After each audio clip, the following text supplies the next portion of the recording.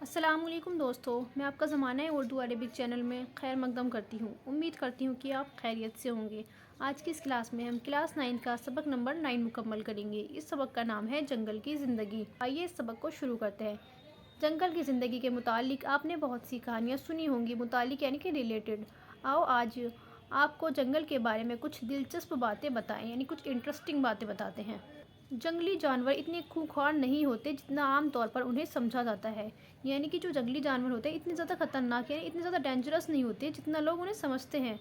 ये बिला वजह इंसानों को नुकसान नहीं पहुंचाते, यानी अलबत्ता भालू अगर अपने बच्चों के साथ हो तो कभी कभी बेवजह हमला कर बैठता है।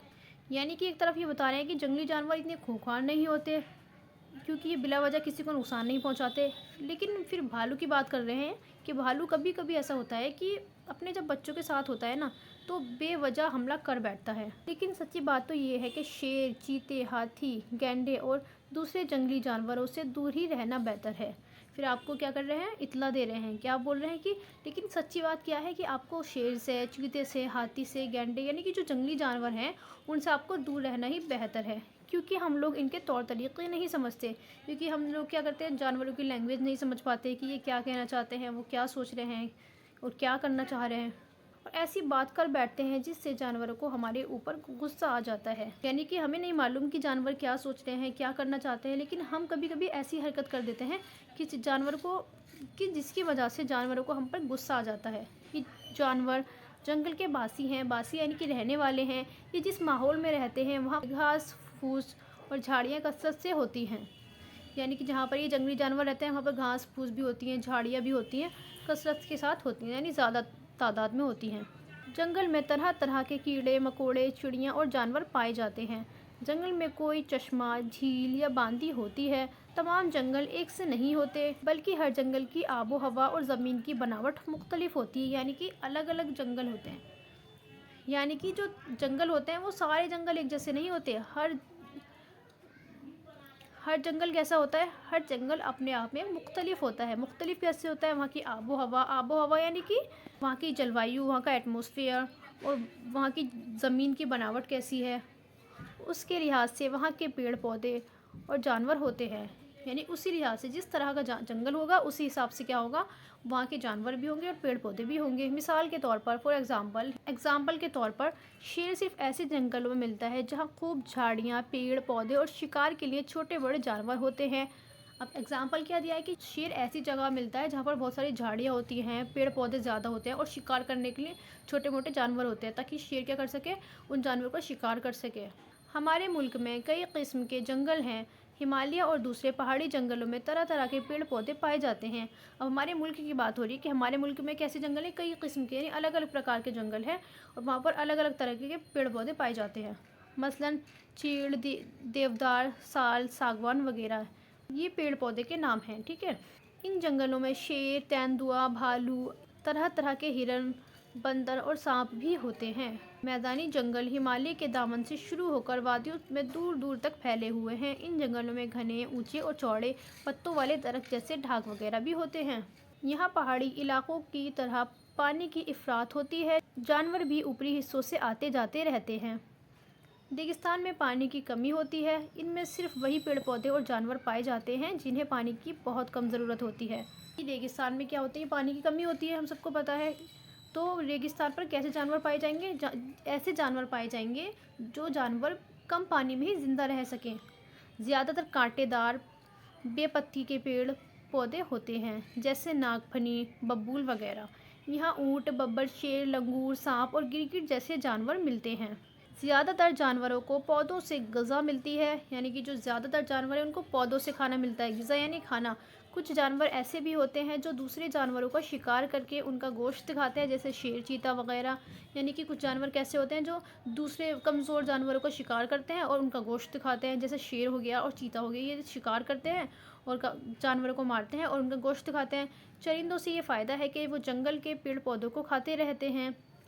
अब चरिंदों से क्या फ़ायदा, यानी जानवरों से फ़ायदा क्या है, जानवरों से फ़ायदा ये है कि वो जंगल में जो पेड़ पौधे होंगे ना उनको खाते रहेंगे। अगर ऐसा ना हो तो जंगल इतने घने हो जाएंगे कि उनमें रोशनी, हवा और पानी की कमी हो जाएगी और पेड़ पौधे मर जाएंगे। दूसरी तरफ अगर दरिंदे ना हो तो चरिंदे इतने हो जाएंगे कि सारे का सारा जंगल खाकर ख़त्म कर देंगे। چڑیا جنگلوں کے لیے ضروری ہیں، اس لیے کہ ان کی وجہ سے کیڑے مکوڑے کم ہوتے رہتے ہیں۔ اب چڑیا کیا کرتی ہے؟ کیڑے مکوڑوں کو کھاتی ہے، وہ بیجوں کو بھی بکھیرتی ہے، ان کے پیٹ سے جنگل زرخیز ہوتے ہیں، زرخیز یعنی کہ اپجاؤ ہوتے ہیں۔ غرض ہر جانور، ہر پودا جنگل کی زندگی کے لیے اپنی اپنی جگہ ضروری ہے، یعنی کہ ہر جانور اور ہر پودا جنگل کے لیے ضروری ہے اپنی اپنی جگہ پر۔ ہر جانور کے اور ہر پیڑ پودے کے کیا ہے؟ اپنی اپنی جگہ پر فائدے ہیں۔ کسی زمانے میں ہمارے ملک میں بہت جنگل تھے، مگر اب آبادی کے بڑھنے، شہروں کے آبادی ہونے، کھیتی باڑی اور کارخانوں میں اضافے کی وجہ سے جنگل کٹتے جا رہے ہیں۔ جنگلوں کی وجہ سے آب و ہوا اچھی رہتی ہے، ہوا میں آکسیجن کی کمی نہیں رہتی، بارش خوب ہوتی ہے، باڑھ کی تیزی کم ہوتی ہے۔ اس کے علاوہ جنگلوں میں طرح طرح کی جڑی بوٹیاں، عمارتیں، لکڑی، شہد، گوند، کوئلہ، لاکھ، ربڑ، کاغذ بنانے کی لکڑی، تارپین کا تیل اور اسی طرح کی بے شمار چیزیں حاصل ہوتی ہیں، یعنی کہ جنگل سے ہمیں بہت ساری چیزیں حاصل ہوتی ہیں۔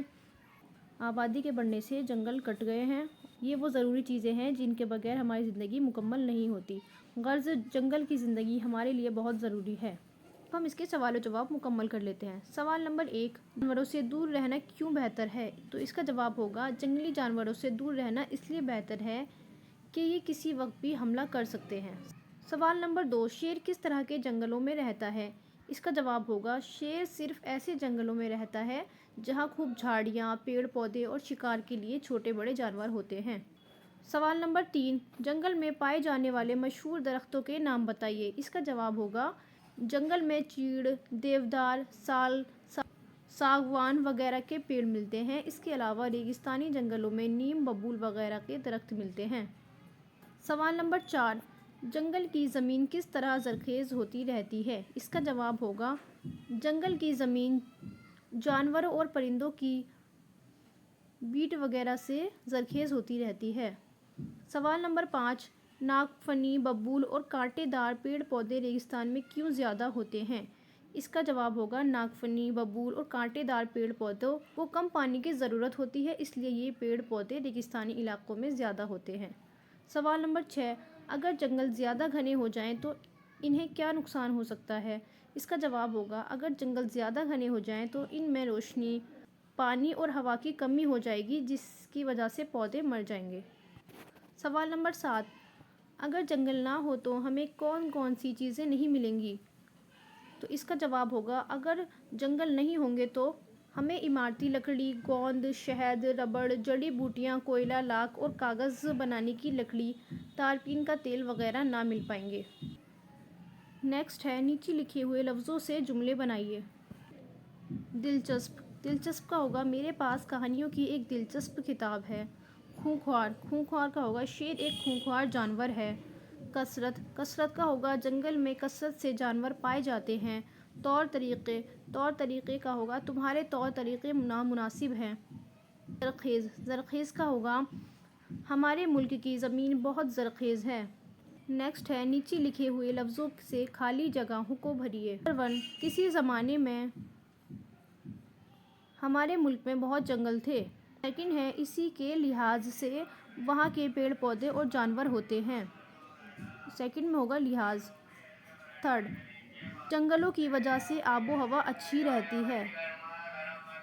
فورتھ ہے ہمارے ملک میں کئی قسم کے جنگل پائے جاتے ہیں۔ ففتھ ہے جانوروں کو ہمارے اوپر غصہ آ جاتا ہے۔ نیکسٹ ہے نیچے لکھے ہوئے لفظوں کے واحد اور جمع بنائیے، یعنی کہ جو واحد ہیں ان کے جمع بنانے ہیں اور جو جمع ہیں ان کے واحد بنانے ہیں۔ جنگل، جنگل کا ہوگا جنگلات۔ کہانیاں، کہانیاں کا ہوگا کہانی۔ جھاڑیاں، جھاڑیاں کا ہوگا جھاڑی۔ پرند، پرند کا ہوگا پرندوں۔ درند، درند کا ہوگا درندوں۔ نیکسٹ ہے نیچے لکھے ہوئے لفظوں کے مذکر اور مؤنث لکھیے۔ شیر، شیر کا ہوگا شیرنی۔ ہاتھی کا ہوگا ہتھنی۔ بندر کا ہوگا بندریا۔ اونٹ کا ہوگا اونٹنی۔ ہرن کا ہوگا ہرنی۔ نیکسٹ ہے نیچے لکھے ہوئے لفظوں کے متضاد لکھیے۔ دلچسپ، دلچسپ کا ہوگا غیر دلچسپ۔ نقصان، نقصان کا ہوگا فائدہ۔ کثرت، کثرت کا ہوگا قلت۔ روشنی، روشنی کا ہوگا اندھیرا۔ آباد، آباد کا ہوگا برباد۔ ہمارا سبق مکمل ہوتا ہے، ملتے ہیں آپ سے نیکسٹ کلاس میں۔ Thank you for watching.